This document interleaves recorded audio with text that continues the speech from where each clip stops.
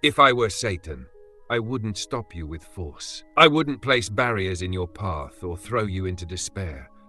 No, I'd plant seeds of doubt in your mind, quiet whispers that would grow louder with every step you take toward your dreams.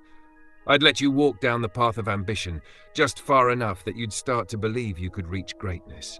And then, I'd make you question every choice, every ability, every part of who you are. It would begin small, like a faint murmur in the back of your mind. You'd start to wonder, am I good enough? Do I really deserve this? At first, you'd brush these thoughts aside. You'd tell yourself that everyone has doubts, that it's natural, but the more you ignore them, the more they'd grow. I'd be patient, watching as each question wraps around your mind like a tightening coil, until doubt isn't just a thought, it's a belief. In the beginning, you'd seek validation from others, trying to drown out that voice with praise and approval. But it wouldn't be enough. No matter how many people believe in you, my whisper would remain, persistent, relentless, convincing you that maybe they're all wrong.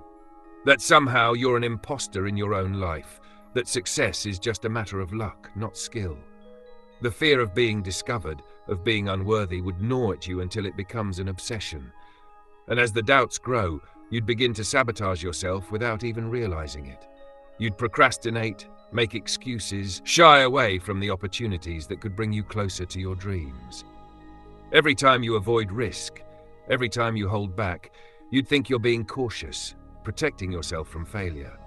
But in truth, you'd be feeding that doubt, reinforcing the belief that you're not enough. I wouldn't need to pull you down. I'd simply let you hold yourself back. But doubt doesn't just stop you from acting. It makes you question the very purpose of what you're doing. I'd twist your thoughts until you start to wonder if your dreams are worth pursuing at all. Why struggle? Why put yourself through the pain and uncertainty when deep down you're convinced you'll fail? I'd make you doubt not just yourself, but the value of your goals, the worth of your journey. You'd begin to see every failure, every setback, as proof of your inadequacy, rather than a stepping stone toward growth. As time goes on, this doubt would consume more than just your ambition. It would creep into your relationships, making you question if you're deserving of love, of friendship.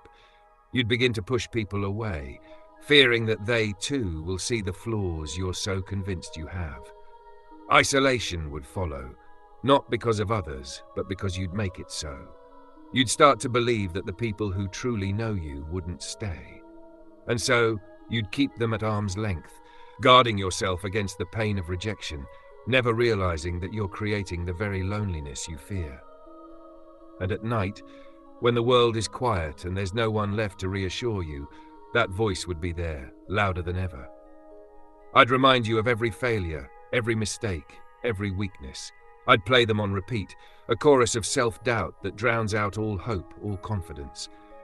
You'd lie awake, haunted by your shortcomings, believing that no matter what you do, it will never be enough. But the cruelest part, you'd still want to try. You'd still hold on to the hope that maybe, just maybe, you could break free. And every time you gather the courage to move forward, to take a risk, I'd be there, whispering, "What if you fail? What if you're not good enough?" I wouldn't need to stop you. I'd let you paralyze yourself, torn between the desire to succeed and the fear of proving yourself right, that you're truly incapable. This doubt would be the shadow in every room, the silence in every moment of reflection. It would become your companion, your constant, the voice you trust more than any other. You'd carry it with you, letting it shape your decisions, your actions, your entire life. And the irony? You'd believe it was your own voice all along. You'd never realize that the whispers, the doubts, weren't yours to begin with. And by the end, you'd look back at all the things you could have done, all the dreams you left behind, and you'd ask yourself, what held me back?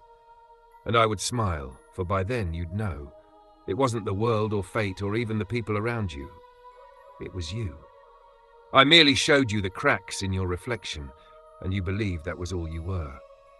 Doubt is the most insidious of prisons, one that needs no walls or guards. It's a cage you build around yourself, brick by brick, with every fearful thought, every missed chance. And when you finally realize what's happened, the saddest part is, you'll be too afraid to break free. Because doubt becomes comfortable. It feels safe. It convinces you that stepping outside, daring to believe in yourself, is the true danger. That's the beauty of it, isn't it? To trap you without ever laying a hand on you, to watch as you hold yourself back, as you sabotage your own happiness, all because you believed a lie whispered softly enough to sound like truth. And when your dreams are nothing but faded memories, when the life you wanted feels like a distant story, I'll be there to remind you, it didn't have to be this way. You could have been so much more, if only you had silenced the doubt. This script dives deeply into self-doubt and self-sabotage, capturing how these subtle thoughts can spiral into a life dominated by insecurity, inaction, and regret. It explores the psychological traps that can hold people back, highlighting the silent, destructive power of doubt that whispers constantly in the background.